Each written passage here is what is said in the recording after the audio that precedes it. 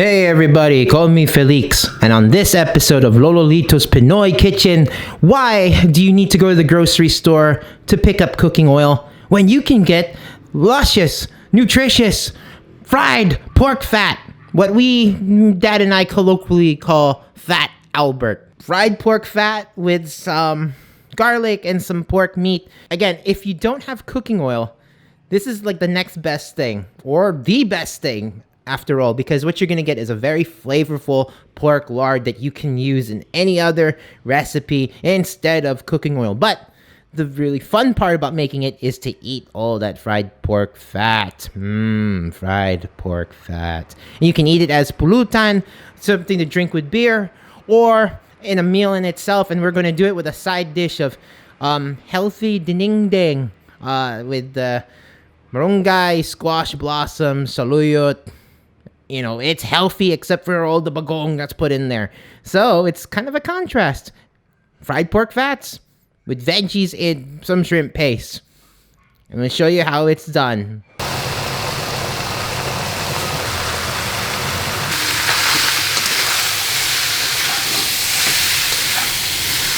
The oil is coming up.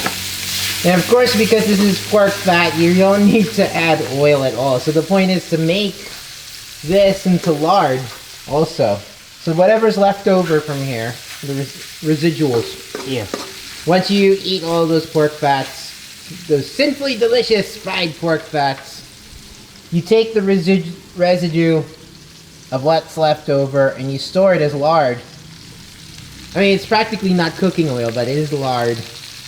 And I mean, It becomes cooking oil. yeah, exactly. It becomes cooking oil. And most delicious kind of cooking oil that you can use. So you don't want to just have fat because it's too rich if you eat it by itself. So we're going to add some garlic, and that's going to fry up nicely, and it'll add some beautiful aromatics to the pork fat. And then we'll add some pork meat later to give it some contrast. And because you're adding pork meat to this, you want to add it last so that it doesn't harden. And as a side dish to Dad's pork fat recipe, which we call Fat Albert, he's going to make a dinengdeng. Now, I've already posted a dinengdeng cooking episode.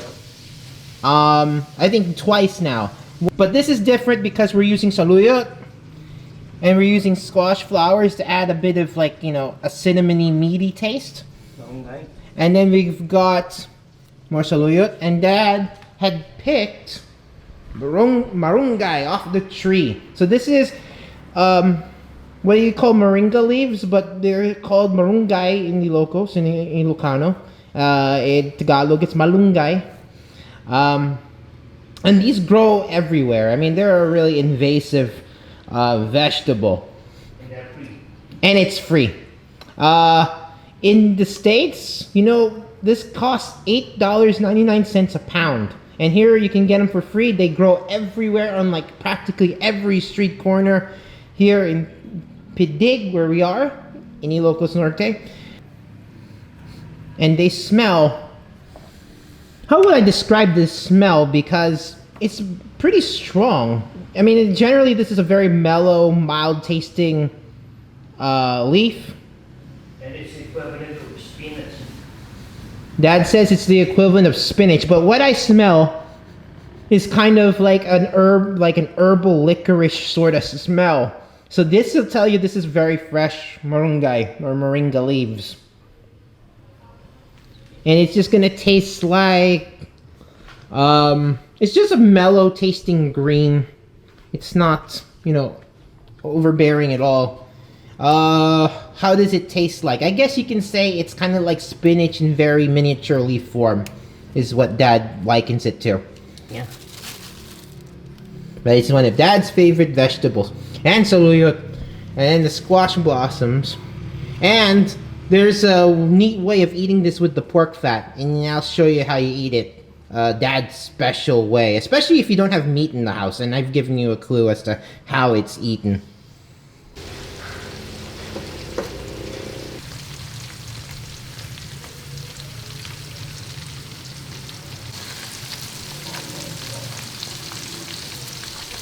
Okay, started up the burner. It's all taking shape.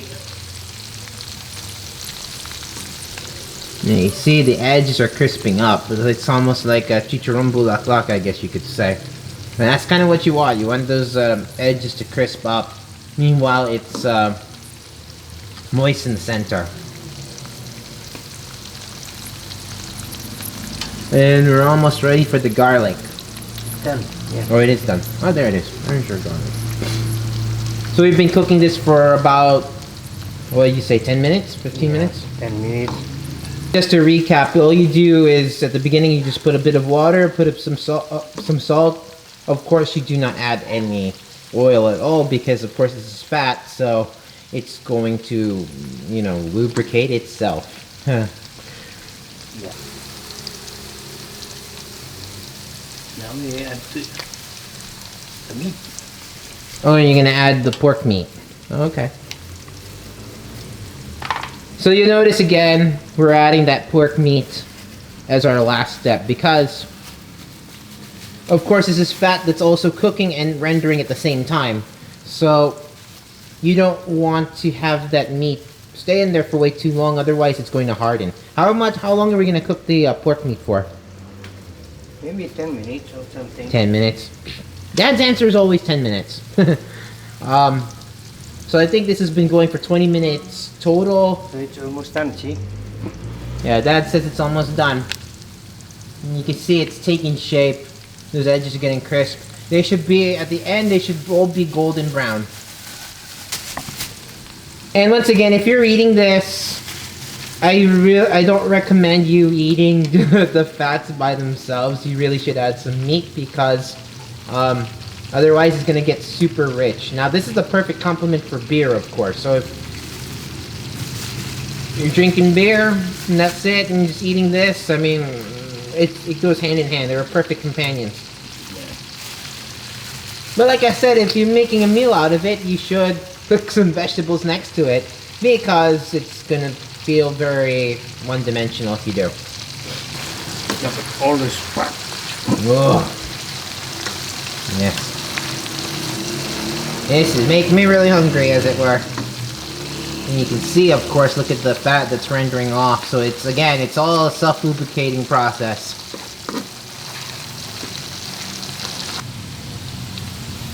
You can see how sinfully delicious that looks. It's turning golden brown as you speak. And I love definitely the garlic that crisps up.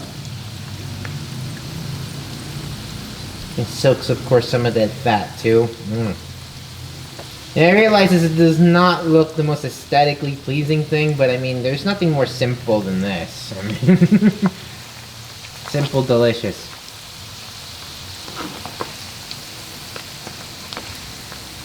And there's this irresistible fried pork smell wafting through the air, as it were. You don't really have to put too much water in there, right? No, just a bit. Uh-huh. How much would you say, how much water do you put in there so then it... A cup maybe, whatever. Cup maybe.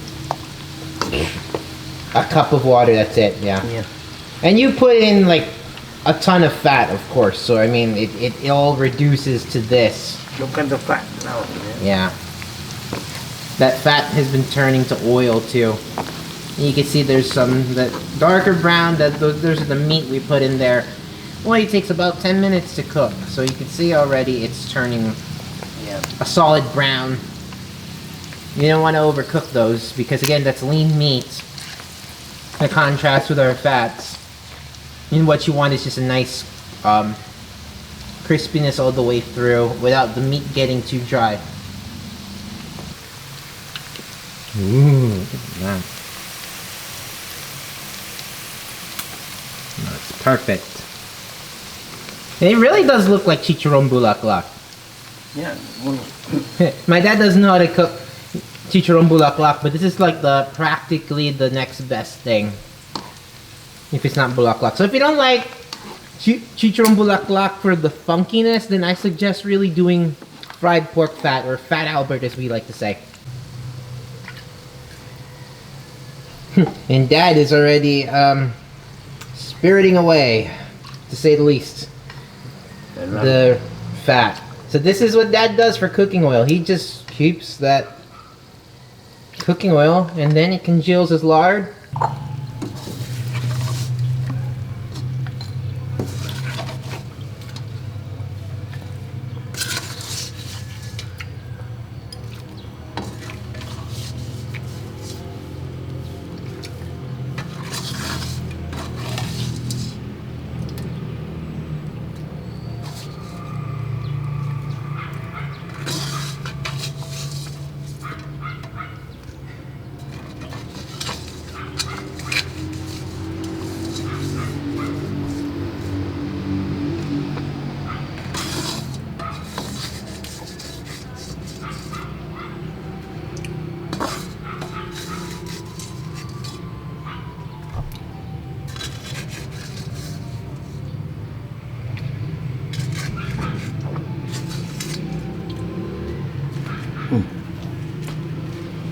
Right.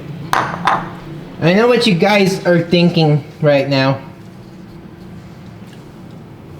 Or not what you're thinking, but you know what the autonomic response to your body is right now.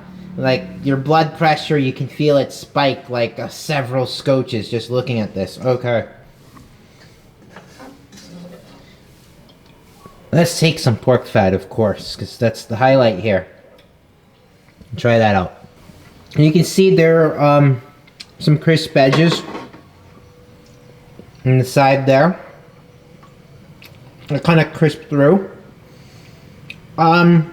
This doesn't really melt in your mouth because there's a bit of chew to the fat, and you really want that because it releases more of that flavor, especially with the garlic permeating through. And this is fat cooking fat, so I mean there's a really rich, comforting fried pork butter taste going on. So again, you don't really want this to dissipate in your mouth. Some parts might, some parts won't. Let's try again. Punch around the edges.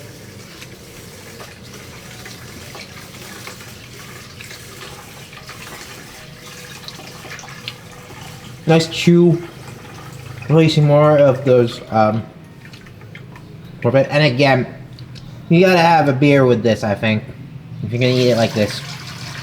Let's try some of that meat out. And the lean meat doesn't have any fat in itself, but it's been cooked in the fat, so there's a richer, self-reinforcing pork taste to the meat, and it's not overdone. It doesn't feel dry, so this is really good and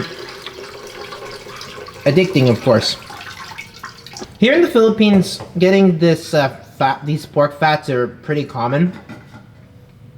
In the States, though, that's gonna be harder to find. You may want to have like a special hookup with your butcher to kind of like get you with these fats. But you can get them for sure. To get those fat trimmings.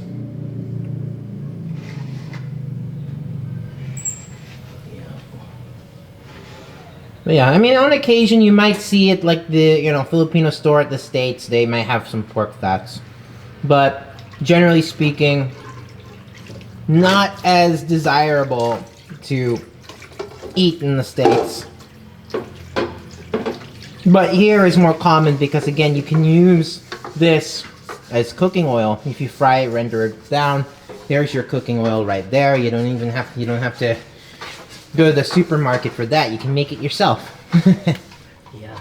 Finally enough. So, again, you can use it as a bar snack, or you can combine it with a meal with the dinengdeng, which we'll demonstrate in the next bit. Time to eat. That's bleeding rice, and there's our pork fat, and there's our dinengdeng to eat with our pork fat. And there is the pool of pork fat we're gonna put on top. But you're supposed to do it as you're serving it rather than just ladling it on right now. The fat. Dad's getting ahead of himself. So this is what he does, especially when you don't have meat He just puts all his fat on that rice. That is like the George Burns of cooking. I mean, like, Right here. No. you know how like George Burns like lit up cigars and then he lived to be 100 and such? I mean, like, that's like the George Burns of that. So he's like, yeah, it doesn't deter me at all. Look at him go. Look at that pork fat on his vegetables.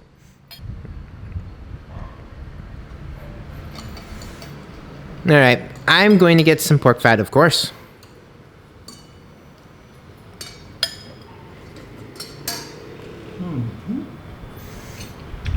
Dad enjoys that. That is hamburger. Dad says it's better than eating a hamburger, especially in the Philippines. I mean, burgers. Oh man, I have an episode for you when it comes to burgers. Oh boy, oh boy, oh boy. I'll just say burgers here are not quite good. We're gonna have to make one from scratch, like practically everything. But that's a topic for another day. So here we go. Here's some marunggay. I got the squash blossom here. We're gonna put that on my rice here. So we have a juxtaposition. We got pork fat and we have relatively healthy food for you. Dinengdeng. But the one thing we're gonna do is take some of that pork fat. Oh gosh, look at that. Look at that. Whoop. One more for good measure. So at first, I kind of was squeamish about this and said, ew, put more pork fat on your rice. I was like, oh, it's just decadent in a way that is not opulent as far as like, you know, being luxurious or anything like that. It's just like someone put like a slot bucket on top of your vegetables and such. I mean, it's like, you know, something of that sort. Let's get some of that pork fat too. We just gotta complete the thing all in one bite. That's our meal. Here we go. Dad says one big batch of pork fat costs only 120 pesos. So that's a little over $2. Hey, it's cost effective, isn't it? Now the one thing, of course, is that the vegetables take on all that pork taste. It's like exactly what you're thinking. Someone put like a bunch of oil on top of your vegetables, on top of your rice, and all of a sudden it takes on this savory character. Like it tastes like a fried chicken shop, you know? It's like you went into Pioneer Chicken or you went into Popeye's Chicken. Someone slathered on a bunch of cooking oil on top. That's exactly what it tastes like. It's very comforting. And it smells and tastes like fried stuff. And that's what the vegetables take on. And then generally these are neutral sort of taste. That marunggay leaf, the moringa leaf is like neutral. And then the squash blossom takes on kind of like a slight cinnamon cumin sort of taste. But then with that pork fat comes drowned out with that pork fat, takes on a totally different character. It's like Dracula who found his cape or something like that. But still has plenty of teeth. Oh, and I love the garlic. You see that garlic? Yes. Put that on. Look at that piece of pork fat. We need some vegetables, of course. More of that squash blossom. Some of those green beans or sitaw. There you go. More of that. By the way, if you have kids, little kids, and they don't like eating vegetables, you could make this. It's quite healthy, except for the fact that it has shrimp paste. And it's going to take on some more of that pork fat, that rendered pork fat. Cooking oil. But I mean, if you think about it,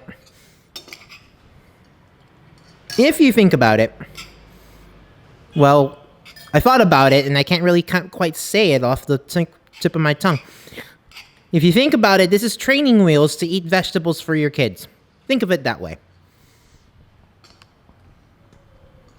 it's a gamble. But maybe they'll start to like vegetables, and then you can kind of take out all the pork, oil or whatever out of there. And then they'll start eating their vegetables. See? There you go. This is my favorite, the fried garlic with the pork fat. And I love garlic that's been fried up like that. Even Dracula will eat it. But of course, Dracula can't, eat garlic now, could he? And I think this is a good place to leave you. As enjoy all of this wonderful food. And remember, if you have learned anything there are 2 things to learn from this video. 1, how to make pork fat and make your own cooking oil that you can repurpose. And 2, that cooking oil on top of pork fat, rendered pork lard, whatever you want to call it, on your vegetables is the most awesome thing ever. If you don't have any meat and all you have is vegetables, I mean, that's kind of how typical it is here in the provinces, especially. And, if you don't have meat, well, you can have some savoriness when it comes to the fat. And especially with how cheap it is. And then you can put it on your rice, put it on your vegetables. Hey, it's great coping. And so, if you like this video, you learned something today, especially 1 or 2 of those things or whatever, give me a thumbs up and subscribe for more videos, food and travel videos, and other stuff that I have planned. And you'll never miss a video that way. Signing off from here. Take care, and the empire never ended.